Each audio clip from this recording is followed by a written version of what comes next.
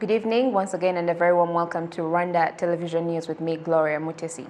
President Paul Kagame has stressed that the harmonization of regulations and operations when it comes to the use of technology in Africa is essential when it comes to speeding up the smooth operation of the African Continental Free Trade Area. The Rwandan president made the observation on Wednesday during the World Economic Forum that was held virtually. Stationary kicks us off tonight with the story. During the discussions that saw the participation of the current president of the World Economic Forum, the Prime Minister of Israel, and the President of Colombia, the African leader pointed out that the development of technology on the continent is key to promoting youth employment, hence the creation of the Smart Africa Alliance. There are so many problems that technology can provide solutions for. And that's the reason we prioritized investments in technology and infrastructure that support that. And in fact, bringing together Rwanda's quest for investment in technology and the needs for that across our continent, that's why we came up with a broader plan for the continent so that we don't miss out on this.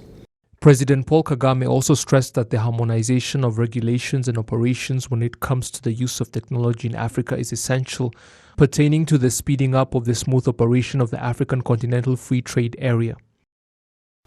The private sector has continually been brought in to make sure that they bring in the necessary resources for the investments, but also the know-how through technology and the investments thereof.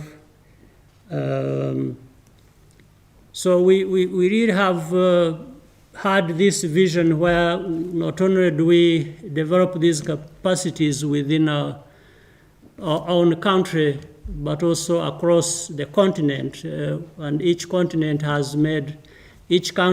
our continent has made their own investments, but we bring them together in a continental structure that has also been created so that we are able to make good progress overall.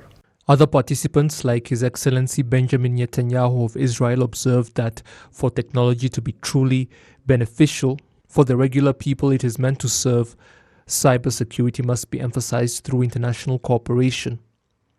All dignitaries to speak also agreed that fighting the COVID-19 pandemic has left many lessons for nations on the importance of technological innovations and has also resulted in an increase in the use of technology when it comes to service provision. However, figures from the World Economic Forum indicate that just 9% of the globe's institutions and companies use advanced technology like video conferencing for distance learning, robotics in the industrial and service sectors, and things like widespread adoption of touch-screen technology in different arenas. In what's making news as well, this is a public announcement from the Rwanda Utilities and Regulatory Authority following consultations with relevant stakeholders led by the Prime Minister. RURA wishes to announce that implementation of the 2020 public transport tariff revision announced on 14th October 2020 has been suspended in order to monitor the pace of economic recovery from the COVID-19 pandemic. In the interim, the government of Rwanda will subsidize the cost of public transport to account for the economic effects of the pandemic on passengers. The following tariffs will take effect on Friday, 23rd October 2020. City of Kigali will be 22 Rwanda francs per kilometer, and in the rest of the country, it will be 21 Rwanda francs per kilometer. We thank you for your understanding and cooperation, and for more information, Transport Service Hotline 2222, done in Kigali on the 21st of October 2020, signed RURA.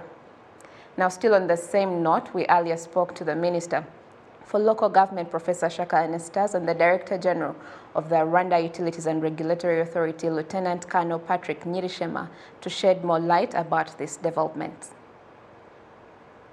What has motivated this decision? This decision is motivated by government policy and stance with regard to good governance, with regard to genuine demand from the citizen. For us as government, a genuine demand from the people is for us, we look at it with keen interest. So our people, we have heard you. So we considered the demand, we looked at the arguments, we considered all the possibilities, and as a government that is based on citizen-centeredness and welfare of the people, so we decided, we considered that we would inject a subsidy into that service to make it affordable and accessible. So it worked. Over to you, Lieutenant Colonel Patrick. The earlier fares that RURA had initially decided reflected the actual picture, but due to, of course, economic hardships with this subsidy from the government, what does this mean for the entire transport sector? Thank you very much. I think we start by appreciating the government of Rwanda because the decision to provide support to the citizen, to make the burden or the weight of the tariff lighter, I think is a statement that says we care. It's a statement that says we heard you. And it's a statement that says we recognize the difficulties in the economy that has affected every household, and we're together in this as we all recover.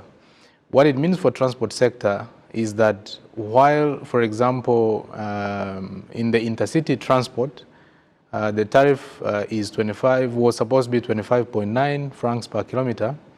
Now with government support, it's going to be 21 francs. If I give an example, if you travel from Kigali to Nyagatare, instead of paying 4,290, you'll be paying 3,390. The difference between the two is the support that government has provided. If I give another example in Kigali, if you move from Remera to the city center, instead of paying 295, you pay 220. Again, that difference is the support that government has provided. Once again, to say we care. So it has a significant impact, lightening the burden on the citizen as we all work together as a country to recover from the COVID-19. Who would you say is the winner or loser in this situation? I would say there is no loser. I would say everybody is a winner. I would say the winner is Rwanda. I would say the winner is the citizen. I would also say the winner is the government and the people, also the service providers. Why do I say that? It's a partnership. The government has provided support. The citizen is still paying a big part of this fare. But also the transporter has also had to, forego certain things for us to all come together and achieve this objective. So I would say everybody is a winner. Rwanda is a winner, and our people definitely, I think, everyone wins. Absolutely. And maybe briefly, Professor Shaka Anastas, in what way will this subsidy, the government subsidy, how will it be given? So the subsidy is given to service providers, and it is benefited by the people that are using it, but also is benefited by the service providers. So, and it is a testimony that the government of Rwanda is committed to promoting welfare of the people and promoting the growth of our private sector. We want them to make profits, but to provide quality services. Maybe one caution that we will add, since we are still in this period of COVID, we want really the people that are taking the buses and the people that are providing these services to be cautious of the COVID context, so that we don't start making the buses like the markets or forget about this context. But otherwise, we look forward to having our people growing their economies, feeling much better, and feeling that link, that relationship that the government is building, is cultivating with them. So we care about their welfare, we care about our people's welfare, we care about them getting jobs, and we care about them getting good services at affordable prices. Yeah. Professor Shaka Anastase and Lieutenant Colonel Patrick Nyirishema, many thanks indeed for your time. Thank you. In other news, the Rwanda Agriculture and Animal Resources Development Board says milk production in Rwanda has dropped by 40%. It's while residents across the country, milk buyers and traders continue to complain about the rising milk prices. Innocent Mugabo has more. Cattle breeders say that due to the prolonged summer season, they have lost their animal grass and feeds, which has led to a reduction in milk production. Currently, cow owners no longer distribute milk to the milk collection facilities, but resorted to selling it in their homes. We used to plant our own grass in the gold field, but later it also dried up, which led to a decrease in milk production.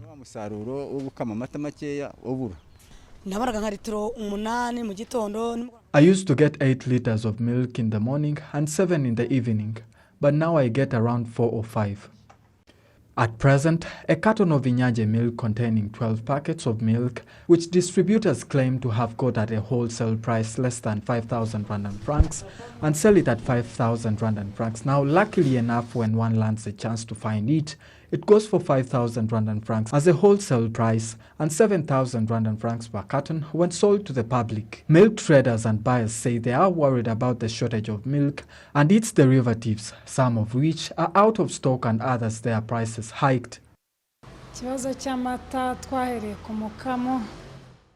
The problem of a decrease in milk production started with us getting 1,500 Rwandan francs per litre. Later it reduced to 1,000 and now we are at 500. Yogurt and packed milk are also now scarce.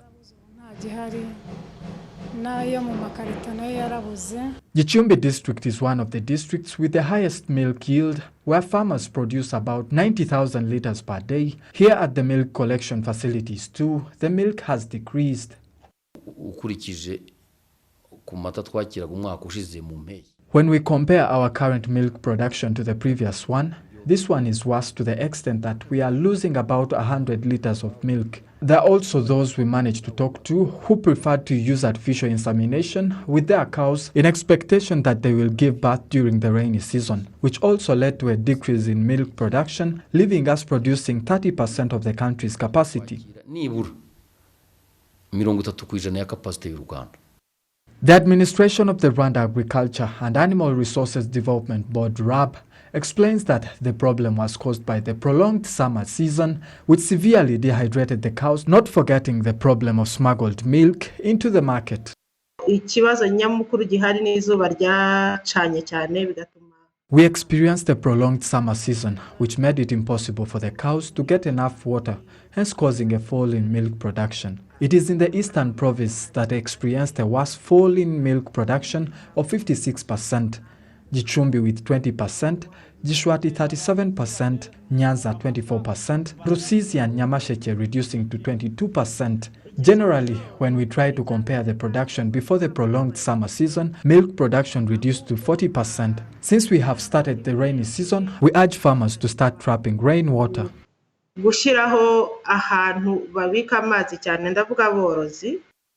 In general, in different parts of the country, RAB indicates that there are 5 places where there is always a high milk production, but due to the prolonged summer season, all this has changed. Innocent Mugabo, RTV News. Thank you, Innocent. Now, away from Kigali, residents of Nyamasheke district who live near the Kivu Belt Road are demanding compensation for the damages caused by the construction of the road, and they say they've been chasing after it for a long time and the authorities have promised to fix the issue, but it hasn't happened yet. Martina Avera has more. These are some of the many residents of Nyamasheke Karungi Road who have not been paid or compensated for the damages caused by the construction of the road for more than 6 years.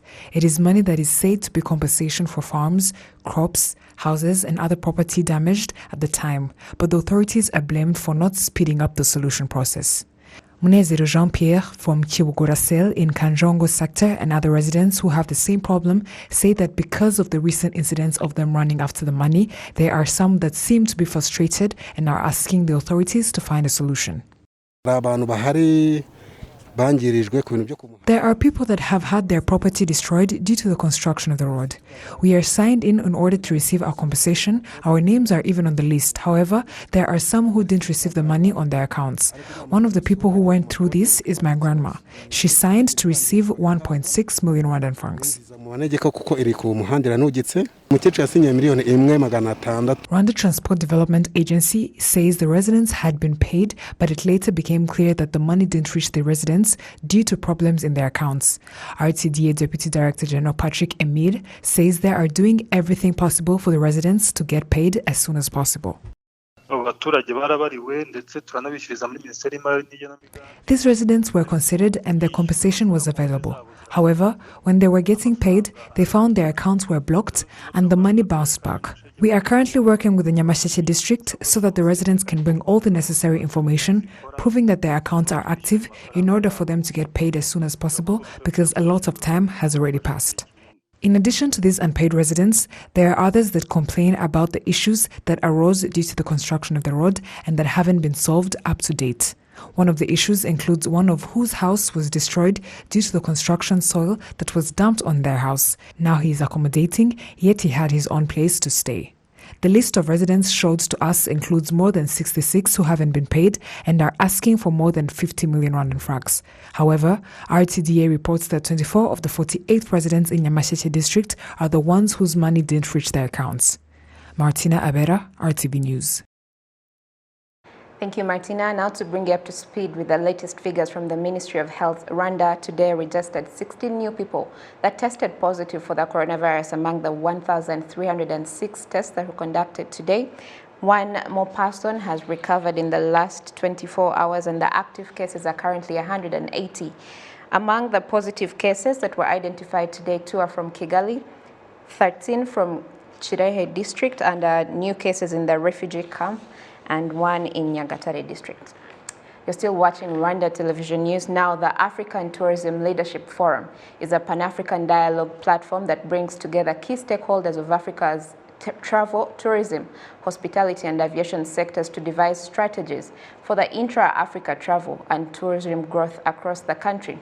The just concluded forum that took place here in Kigali focused on shaping the future of intra-Africa travel together through a shared vision, and we sat down with Mr. Kowache Donko, the CEO of the Africa Tourism Partners, who spoke to us about, among other things, the main barriers intra-Africa travel faces. Watch it. Thank you very much, Gloria, and it's a privilege to be in Rwanda. Absolutely. Shaping the future of intra-Africa travel through a shared vision was this year's theme. Tell us more about it and how is this going to be achieved? Right. As we all know, this year has been a very difficult year for each and everyone. And one thing that we've all learned is that we have to start traveling within our own continent, like people do in Europe, people do in Americas, in Asia. And we got to start understanding what our continent has to offer for each and every one of us. However, it's very important that we understand these things through a common vision. When we agree on the vision that we need to all look up to, we need to realize in the future, that is the only time that we'll be able to do these things. So the purpose of this particular theme is to indicate that there is a need for our leadership to basically start looking at having a common goal, ensuring that we work together. And if we work together, we'll be able to achieve the future that we want as far as traveling across Africa is concerned. Absolutely. And that is exactly what we are trying to achieve. So, and during this forum, you also launched what you call the Mine Africa campaign. What's this about? The Mine Africa campaign is not particularly our initiative, but we are working with the UNWTO. The UNWTO has done some great job this year.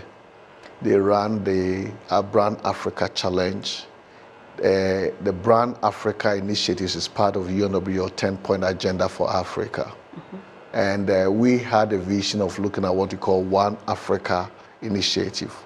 looking at the fact that UNWTO is the industry leader across the globe and they are doing some fantastic work in Africa, we felt that it's important that we tag on their leadership to be able to roll out the intention.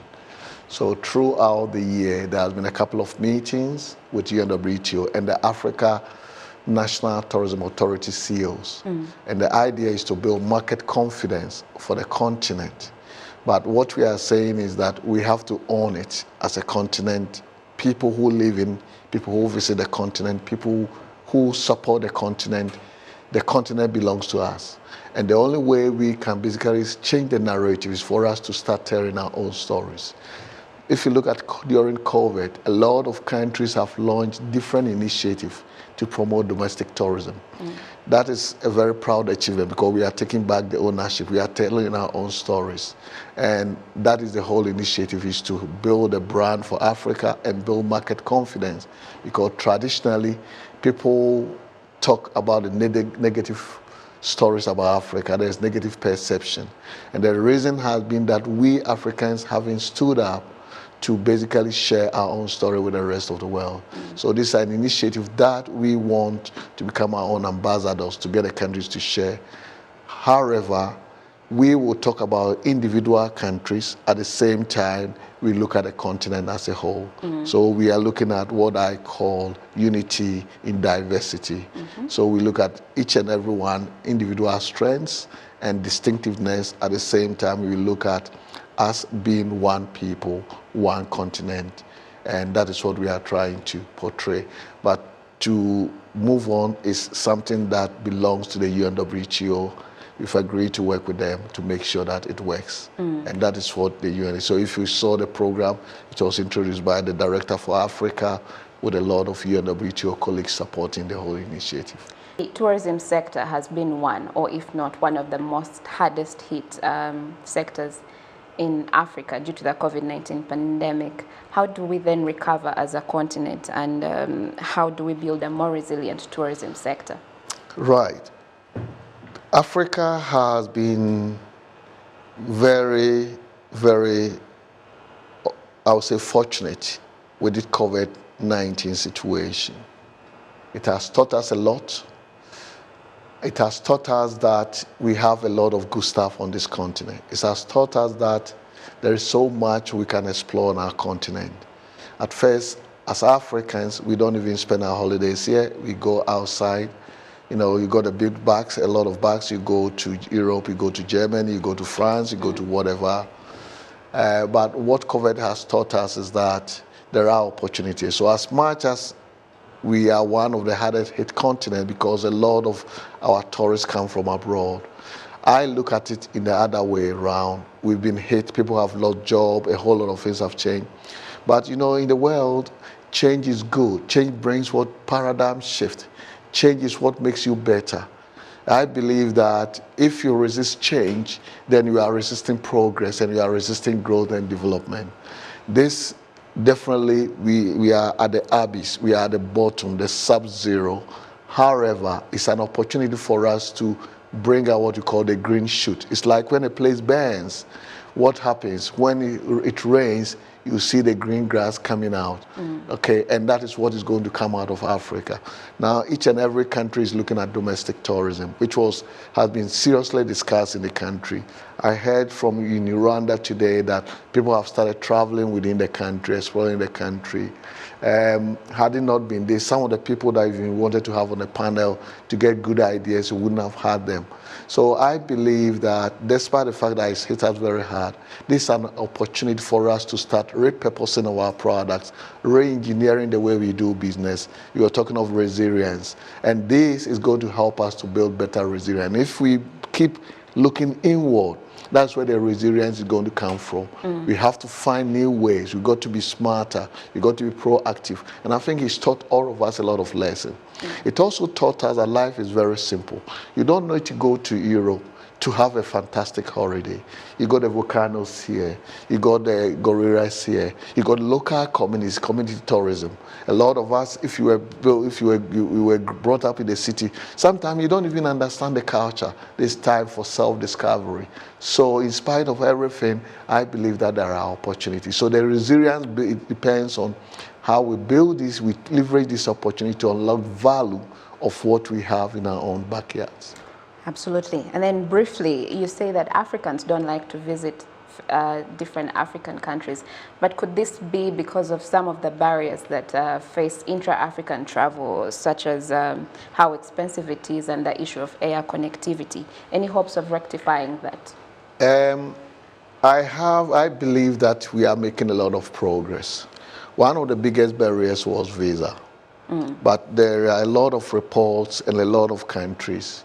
Last year or so, when I came to Rwanda, I think there were visa fees or something like that. I think that has been easily eroded or seized, so it's not eroded rather. And what that means is that a lot of people can come into Rwanda. So if I'm paying $50, $10, I'm not paying that $50 could give me opportunity to spend more. The other one is travel, the air. So the whole travel facilitation, airlines are extremely expensive. For me, that is where we have to put our energy on. However, it's still not a barrier because if you are traveling within the East Africa, why do we always have to fly? That is the question. Because when you drive, you will be able to explore more. If you are doing a 5-day trip from here to Tanzania, you are going to explore more and enjoy better. And that you'll be able to tell a more story. So I think we also have to change the mindset that traveling, enjoying holiday, always you have to fly. It shouldn't be. So much, Mr. Kwache. Thank you, Gloria. A pleasure to speak to you this evening. Thank you. And on behalf of the entire news production team, thank you for your company tonight. Stay well and stay safe. Have a good night. God bless you and keep you. And until next time, I am Gloria Mutesi.